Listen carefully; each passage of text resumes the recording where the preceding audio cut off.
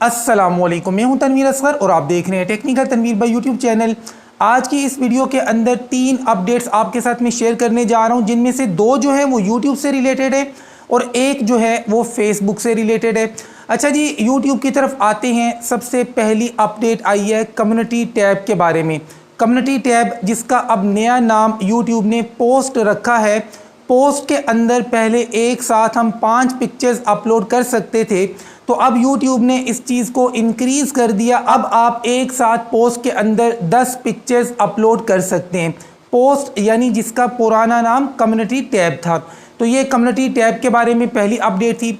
दूसरी अपडेट है auto dubbing के बारे में। देखें, ऑटो डबिंग का जो ऑप्शन है, जो फीचर है, ये काफ़ी पहले यूट्यूब के ऊपर आ गया था, लेकिन हमारे पाकिस्तानी क्रिएटर्स को अब जाके नोटिफिकेशंस यूट्यूब सेंड कर रहा है। तो हमारे जो पाकिस्तानी यूट्यूबर्स हैं ये काफ़ी ज़्यादा कंफ्यूज हैं, काफ़ी ज़्यादा परेशान हैं कि यार हमारे स्टूडियो के अंदर ये एक नया फीचर आ गया, एक नया नोटिफिकेशन आ गया, इसका मतलब क्या है, मकसद क्या है।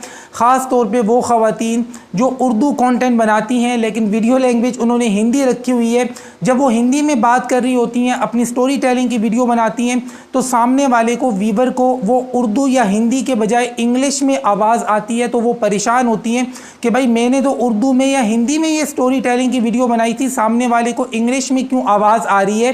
तो भाई ये ऑटो डबिंग है, इसको आप ऑफ कर सकते हैं। कैसे ऑफ करते हैं, इसी वीडियो के एंड में एक प्रैक्टिकल वीडियो में अटैच कर दूंगा, उसको देखकर आप ऑटो डबिंग को ऑन या ऑफ कर सकते हैं। तीसरी जो अपडेट है भाई, ये फेसबुक के बारे में। आजकल मैं देख रहा हूँ फेसबुक के ऊपर काफ़ी ज़्यादा पोस्ट आ रही हैं जिनमें ये लिखा हुआ है कि मैं फेसबुक को, मेटा को इजाज़त नहीं देता हूँ कि मेरी पर्सनल डिटेल्स को यूज़ कर सके। तो इस बारे में काफ़ी ज़्यादा कमेंट्स में भी पूछा जा रहा है कि यार तनवीर भाई, इसमें कितनी हकीकत है।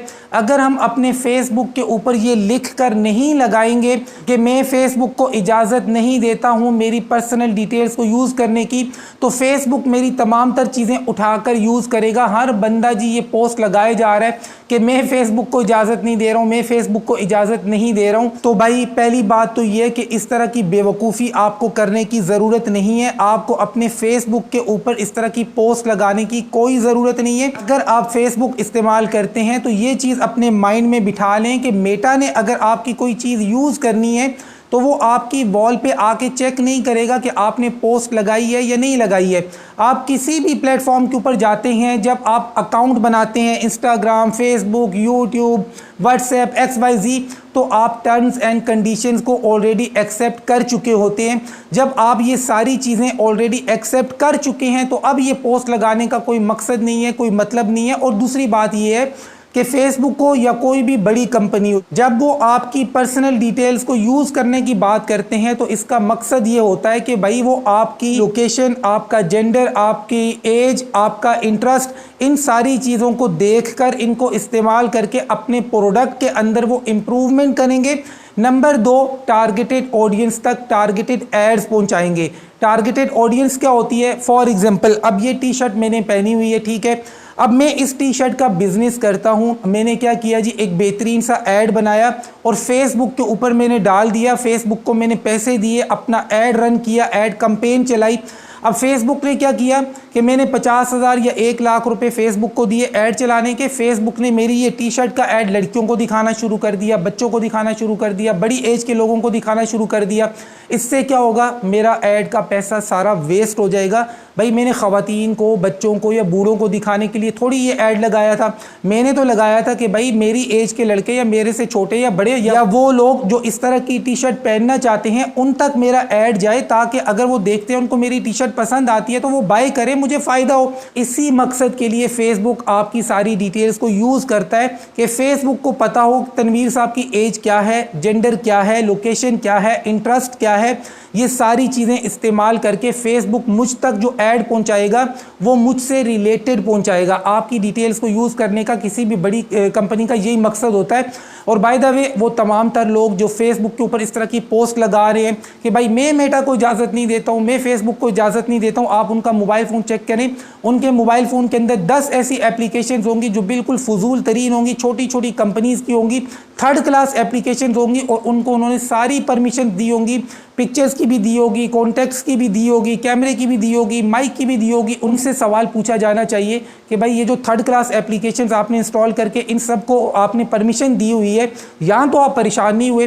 फेसबुक मैं नहीं कहता हूँ मेरे चाचा की कंपनी है, लेकिन यार वो इतनी बड़ी कंपनी है, आपकी ये तमाम तर चीज़ें वो मिसयूज़ नहीं करेगी और अगर वो करना भी चाहे तो वो आपकी इजाज़त नहीं लेगी, आप ऑलरेडी इजाज़त दे चुके हैं। बाकी ऑटो डबिंग को ऑफ करने का तरीका सीखते हैं, चलते हैं मोबाइल फ़ोन की स्क्रीन पर। वीडियो को लाइक करना है और शेयर लाजमी करना है। तो फ्रेंड्स हम अपने मोबाइल फ़ोन की स्क्रीन पर आ चुके हैं। यहाँ पर एक स्क्रीनशॉट मैं आपको दिखा रहा हूँ, ये भी मेरे एक दोस्त ने मुझे सेंड किया है और इसके अलावा भी काफ़ी सारे यूट्यूबर्स इस तरह के स्क्रीनशॉट सेंड कर रहे हैं कि तनवीर भाई जब हम अपना स्टूडियो ओपन कर रहे हैं तो हमें ये नोटिफिकेशन नज़र आ रहा है जिसमें ये लिखा हुआ है कि auto dubbing is now enabled on your channel. The audio on new videos will be automatically translated into other languages. To make your content accessible, you can always adjust your settings. तो ये क्यों आ रहा है? देखें भाई, auto dubbing काफ़ी time पहले YouTube के ऊपर आ चुकी थी, लेकिन सारे यूट्यूबर्स को ये फीचर नहीं मिला था। अब यूट्यूब इसको तकरीबन तमाम चैनल्स के ऊपर रोल आउट कर रहा है, तो इसलिए आपको ये नोटिफिकेशन मिल रहा है।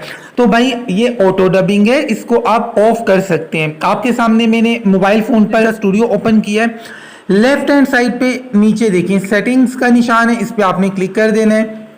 अब आपके सामने ये वाला पेज आएगा। अब यहाँ पे ऊपर से नीचे तीसरे नंबर पे देखें अपलोड डिफॉल्ट्स, इसके ऊपर आपने क्लिक करना है। उसके बाद यहाँ से एडवांस सेटिंग्स के ऊपर आपने क्लिक करना है। थोड़ा सा आपने नीचे आना है तो यहाँ पर देखें आपको लिखा हुआ नजर आ रहा है ऑटो डबिंग। ऑटो डबिंग यहाँ पे सारे चेक लगे हुए हैं, तो भाई ये चेक आप हटा दें। अगर आप चाहते हैं कि आपकी अगर उर्दू में आप बात कर रहे हैं, हिंदी में कर रहे हैं, तो सामने वाले को इंग्लिश में या किसी और ज़बान में आवाज़ ना आए, तो ये चेक आप हटाकर इसको जस्ट आपने सेव कर देना है। अच्छा, अगर किसी सिंगुलर वीडियो में ये मसला आ रहा है तो आप एक एक वीडियो की भी ऑटो डबिंग बंद करना चाहें तो लैंग्वेजेस में जाके बंद कर सकते हैं। तो ये ऑटो डबिंग है। तो भाई मैं उम्मीद करता हूं कि आपको ऑटो डबिंग अच्छे तरीके से समझ में आ गया होगा कि आपने ऑन कैसे करना है और ऑफ कैसे करना है। अच्छा, ये फीचर है बड़ा कमाल का। मान लें कि मुझे इंग्लिश नहीं आती, मैं उर्दू में वीडियो बनाता हूं और मेरे जो व्यूवर्स हैं वो पाकिस्तान से बाहर भी काफ़ी ज़्यादा हैं, तो ये है कि ऑटो डबिंग की वजह से वो मेरी वीडियो को ट्रांसलेट करके इंग्लिश में भी देख पाएंगे, तो मुझे वहाँ से भी व्यूज़ मिलेंगे, तो इससे मुझे अच्छा खासा फ़ायदा भी हो सकता है। अच्छा, उसके अलावा जी सबसे इम्पोर्टेंट बात जो मुझे वीडियो के स्टार्ट में करनी चाहिए थी, लेकिन पूरी वीडियो रिकॉर्ड करके उसके बाद मुझे याद आया कि यार सुबह तो 14 अगस्त है, आज 13 अगस्त को मैं ये वीडियो रिकॉर्ड कर रहा हूँ, इसलिए मेरे माइंड में नहीं आया। तो भाई 14 अगस्त को सुबह के टाइम पे इंशाल्लाह मैंने ये वीडियो अपलोड करनी है, पब्लिश करनी है। तो आप सारे बहन भाइयों को, जितने भी पाकिस्तानी हैं, दुनिया के जिस कोने में भी आप मौजूद हैं, आप सबको आपके भाई की तरफ से 14 अगस्त बहुत ज़्यादा मुबारक हो, हैप्पी इंडिपेंडेंस डे। और इसके अलावा अगर आप मुझसे कांटेक्ट करना चाहते हैं, यूट्यूब से रिलेटेड कोई मशवरा करना चाहते हैं, कोई बात करना चाहते हैं, एडसेंस का कोई इशू सॉल्व करवाना चाहते हैं, तो यहाँ पर आपको वीडियो दी गई है, इसके अंदर कांटेक्ट नंबर है, आप उस कांटेक्ट नंबर पर हमसे कांटेक्ट कर सकते हैं।